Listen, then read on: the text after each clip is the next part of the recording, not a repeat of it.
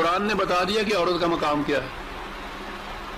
نہ یہ ایسی ہے کہ بیٹی کے پیدا ہونے کے اوپر کسی کو شرم محسوس کرے، نہ ایسی کہ ساری عمر اس کو اگر وہ زندہ رکھا ہوا ہے تو ندامت کے مارے منہ چھپاتا پھرے، نہ ایسی کہ اس کو زندہ درگور کر دیا جائے. عورت اور مرد انسان ہیں. یہ درس میں بھی باتیں آ چکی ہیں اور میں نے بہت کچھ لکھا ہے عورت کے مقام کے اوپر. خاص طور پہ وہ ایک مضمون میرا پیمفلٹ کی شکل میں بھی شائع ہو گیا ہے، عورت قرآن کے آئینے میں. عورت اور مرد میں قرآن نے کوئی فرق ہی نہیں کیا. الناس جہاں وہ کہتا ہے انسان اس کا ترجمہ ہے، اور انسان میں صرف مرد ہی داخل نہیں ہوتے، مرد اور عورتیں دونوں انسان ہوتی ہیں. مومن مومنات قرآن کریم کی ایسی آیات ہیں کہ جس میں مومنون والمومنات یعنی ہر وہ بات، ہر وہ خصوصیت، ہر وہ کام جو مومنین کے متعلق ہے، قرآن انہی کو مومنات کے متعلق بھی کہتا ہے. برابر ہم دوش دونوں کو چلاتا ہے اس سفر روزگار کے اندر. کوئی فرق کسی قسم کا نہیں ہے. ہر مقام اسے حاصل ہے، ہر خصوصیت حاصل ہے اسے، انسانیت کی بھی اور پھر مومن ہونے کی بھی. اس دنیا میں بھی آخرت کے اندر بھی قرآن کی آیتیں ہیں. دونوں کے متعلق یہ چیز ہے، برابر برابر دونوں کے متعلق. کوئی مقام ایسا نہیں ہے کہ جس میں عورت کو کہتر کم تر درجے پہ دکھایا گیا ہو مرد کے مقابل میں.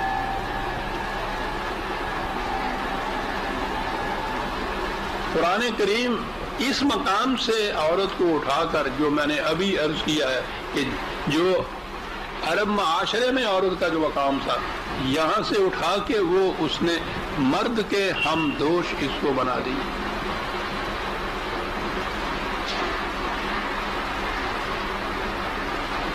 صدر اول کے اسلام کا زمانہ چلا گیا. مسلمانوں نے اپنے ہاں ہر اس چیز کو رائج کیا جس کو مٹانے کے لیے قرآن آیا تھا، اور اس میں پھر یہ چیز کہ جس کو وجہ ندامت سمجھ رہا تھا وہ عرب والا، انہوں نے پھر جب اس کے پیچھے پڑے ہیں ہاتھ دھو کے عورت کے، تو پوچھو نہیں کہ اس کا کیا مقام کیا. یہ کیونکہ زندہ دفن کرنا ایک معاشرے کا قانونی جرم تھا، قانونی جرم. میں سمجھتا ہوں کہ یہ نہیں کہ خدا سے ڈر کے انہوں نے اس کو چھوڑ دیا ہو کہ اس کو زندہ درگور نہ کیا جائے، کیونکہ قانوناً جرم قرار دے دیا گیا تھا. اس کی سزا قتل کی سزا تھی، اس لیے یوں زندہ درگور تو نہ کیا، اور اس کے مقابلے میں عورت کو زندہ رکھا کہ نہ وہ زندہ رہے نہ وہ مردوں میں ہو. جہنم کی زندگی جو قرآن نے کہی ہے کہ اس میں نہ موت ہوگی نہ زندگی ہوگی، ساری عمر عورت کو اس مقام پہ رکھا کہ نہ وہ زندوں میں شمار ہوتی ہے نہ مردوں میں شمار ہوتی ہے. جرم نہیں ہے اس لیے سزا نہیں مل رہی، کیونکہ قتل تو نہیں کیا. اور وہ قتل ایسا ہے کہ لٹکائے رکھا ہے پھانسی کے اوپر، لیکن وہ جسے کہتے ہیں نا تختہ نیچے سے کھینچ دینا کہ 1 منٹ کے اندر معاملہ ختم ہو، یکسو تو ہو، تختہ نہیں کھینچا جاتا، پھانسی کے تختے پہ لٹکائے رکھا جاتا ہے.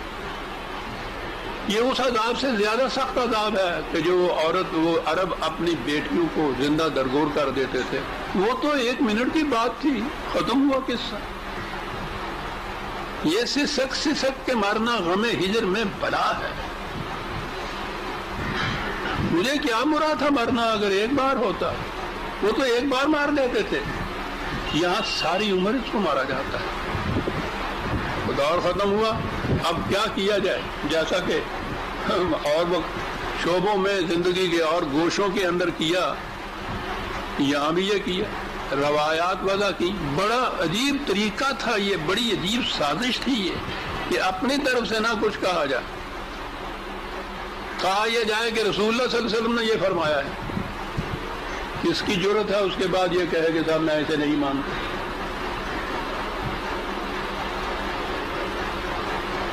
سند کیا ہے؟ یہ فرمایا ہے 200 سال 250 سال کے بعد بخارا سے، نیشا پور سے، آذربائیجان سے، سیستان سے یہ لوگ آتے ہیں لوگوں سے ملتے ہیں، پوچھتے ہیں کہ صاحب کوئی بات رسول اللہ صلی اللہ علیہ وسلم کی آپ نے؟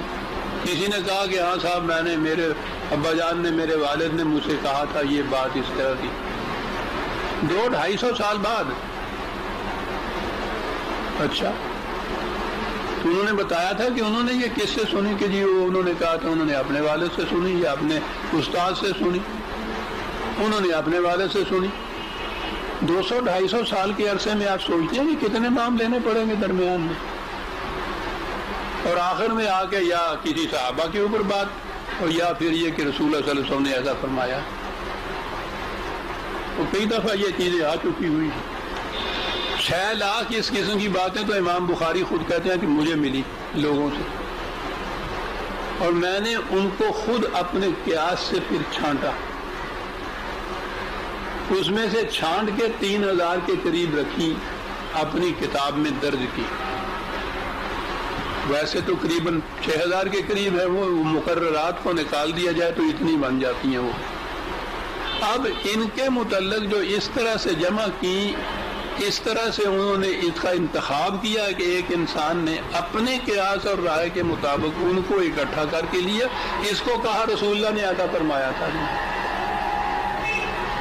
عورت کے متعلق اس قسم کی حدیثیں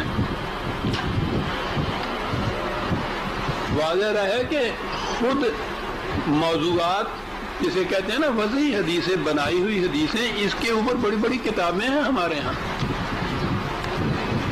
کہ کس طرح سے یہ بنائی جاتی تھی، کیوں بنائی جاتی تھی، مقاصد اس کے کیا تھے، یہ سارا کچھ کتابوں میں ہمارے ہاں.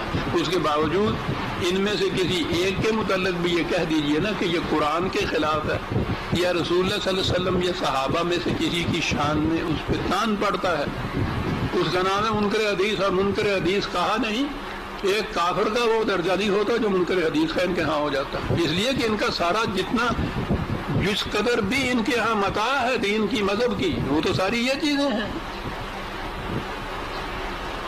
ان پر کسی قسم کی تنقید نہیں، بلکہ یہ چیز کہ ان کو بھی ایک بار جس طرح سے امام بخاری نے کیا تھا، ان کو بھی ایک بار بیٹھ کے سوچ کے دیکھ لو. قرآن کے خلاف جاتی ہیں، کہہ دو کہ امام بخاری کو صحیح نہیں لگی. حضور کی شان کے خلاف جاتی ہیں تو کم از کم انہیں کو کہہ دو کہ یہ صحیح نہیں ہو سکتی. نہیں، ان کو اب تک نہیں کر سکتے. عورت کے متعلق میں بہت کچھ لکھ چکا ہوں، میں نے عرض کیا.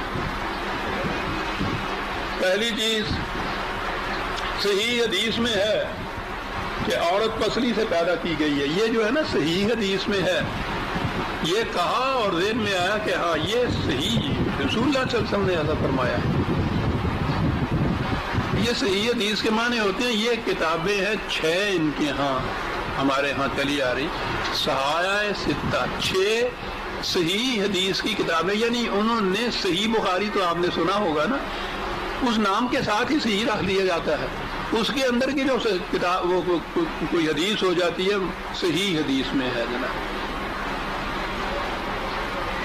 صحیح حدیث میں ہے کہ عورت آدم کی پسلی سے پیدا کی گئی ہے، اور سب سے بلند پسلی سب سے زیادہ ٹیڑھی ہوتی ہے. بس تو اگر اسے سیدھا کرنے کی کوشش کرے گا تو تو اسے توڑ دے گا. ٹوٹ تو جائے گی، سیدھی نہیں ہوگی. تو اس کے لیے طریقہ یہ ہے کہ تو اگر اس میں کچھ کجی باقی چھوڑتے ہوئے فائدہ اٹھانا چاہے تو بے شک فائدہ اٹھا سکتا ہے. کچھ کجی تھوڑی سی رہنے تو اس میں، کیونکہ پوری کی پوری یہ سیدھی نہیں ہو سکے گی، ٹوٹ جائے گی. تو کچھ تھوڑی سی ٹیڑھی رہنے دو اس کو، اور پھر اس سے فائدہ اٹھا لو. یعنی اس سے یہ ایسی چیز ہے جس سے فائدہ اٹھائے گا مرد. یہ ہے مقام، ٹیڑھی رہنے دو.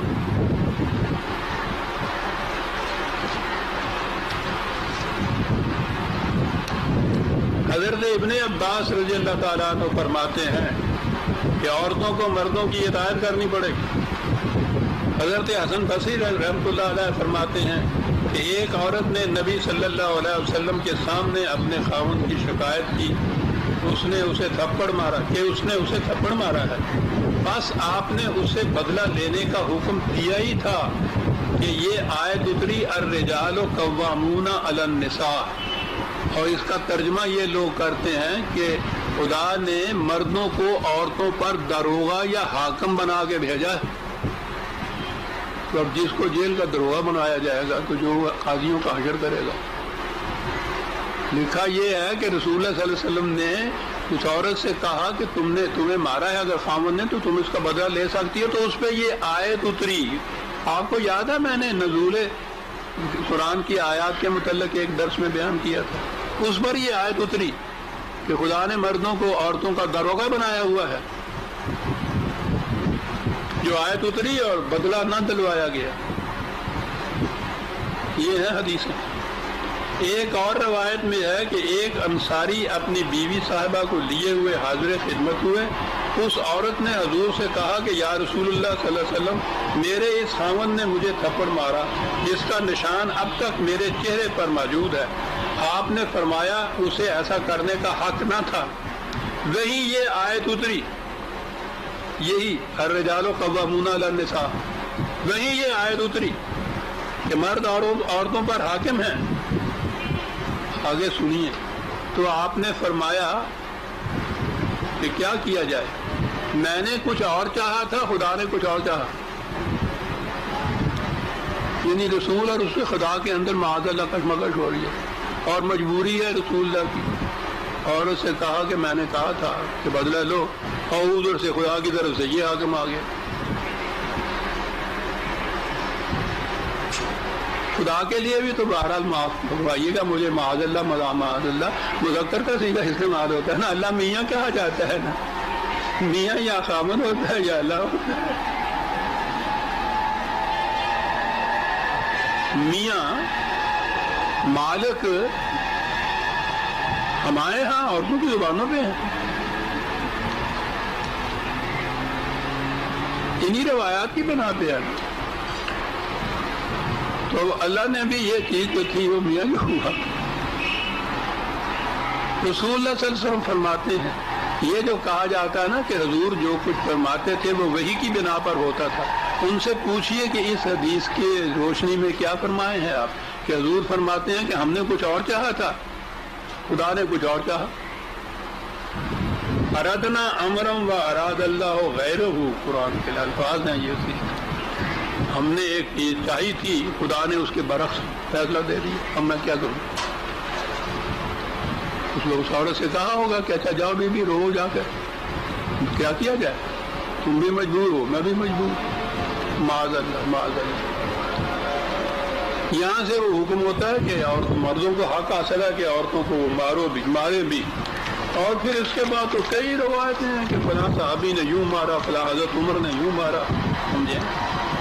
اور ایک روایت میں ہے کہ حضور نے فرمایا کہ اگر میں کسی کو حکم کر سکتا کہ ما سوا اللہ کے سوا کسی دوسرے کو سجدہ کرے تو عورت کو حکم کرتا کہ وہ اپنے خاوند کو سجدہ کرے, سجدہ کرے. حضور نے فرمایا کہ میرے پیچھے مردوں پر کوئی فتنہ عورتوں سے زیادہ مضرت کا باعث نہیں ہوگا. فتنہ مضرت کا باعث یاد نہیں ان کو رہتا ہے. ایک طرف یہ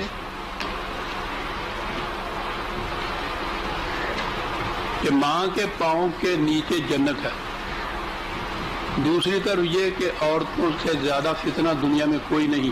تو وہ جو ماں ہے وہ عورت نہیں ہوتی, یعنی فتنہ بھی ہے وہ سب سے بڑا, اور اس فتنہ گھر کے پاؤں کے نیچے جنت ہے. تو نظر آتا ہے کہ ان لوگوں نے جنہوں نے حدیثیں وضع کی, جب یہ عورت کہتے تھے تو اس سے ان کے ذہن میں بیوی ہوتی تھی, کیونکہ یہ دو چیزیں بظاہر یوں آمنے سامنے رکھنے سے وضع ہو جاتا نا کہ عورت اگر فتنہ ہے حضور کے بعد مضرت رساں ہے تو پھر ایک ماں بھی تو بہرحال عورت ہے. بات وجود اس کے کہ کسی کے ہاں اگر اولاد نہ ہو ہر عورت ماں ہو جاتی ہے, تو ہر ماں کے پاؤں کے نیچے جنت ہے. تو پاؤں کے نیچے جنت ہے, پھر پاؤں کے اوپر فتنہ ہے. اور کیا کہا جائے عزیزان مان, بڑا دکھ ہوتا ہے. فتنہ ہے. حضور نے فرمایا کہ نحوست 3 چیزوں میں ہے, عورت, گھر اور گھوڑا.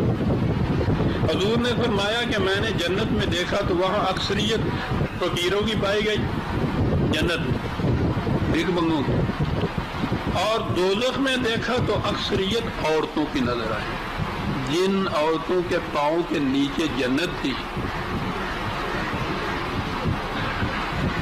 ان کی اکثریت دوزخ میں۔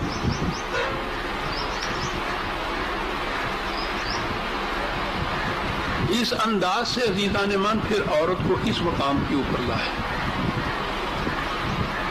اور اس کے بعد آہستہ آہستہ پھر ملوکیت کے زمانے کے اندر اب عورتوں کو محلوں کے اندر بند کیا ہے، تو پھر تو باہر نہیں نکل سکتی، کوئی کام جو مرد کر سکتا ہے عورت کو اس کو مقرر نہیں کیا جا سکتا، کوئی ذمہ داری کا کام نہیں سپلایا جا سکتا، چلتے گئے ہیں، چلتے آ رہے ہیں۔ اس اپنے دور میں آپ دیکھیے کہ روز کس کس قسم کے فتوے جاری ہو رہے ہیں، قانون بن رہے ہیں، قانون کس قسم کے بن رہے ہیں؟ عورت کے سامنے اس کے خاوند کو کوئی قتل کر دے، اس کی شہادت نہیں لی جا سکتی۔ فوجداری کے کیس آج کل یہ جو قانون آپ کے ہاں بن رہے ہوئے ہیں نا، یہ میں ان کی بات کر رہا ہوں، اس زمانے کی جب یہ روایات وضع ہوئی تھی، اس زمانے کی نہیں، اس زمانے میں ان روایات کی بنیادوں پر پھر فقہ کے قانون بنے، وہ فقہ کے قانون ہیں جو قیامت تک کے لیے اب آپ کے ہاں شریعت حقہ کا درجہ رکھتے ہیں۔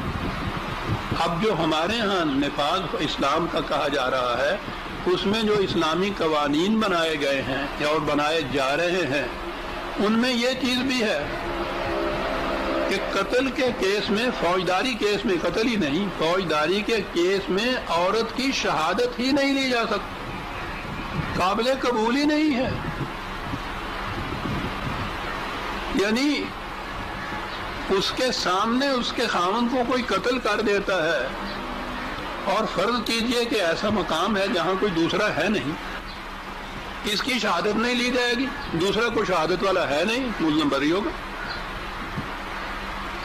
عورت کی شہادت نہیں لی جا سکتی۔ دیوانی کے قصے میں دستاویزات کے اندر جہاں کہیں شہادت دینی پڑ جائے تو وہاں 2 عورتوں کی شہادت 1 مرد کے برابر۔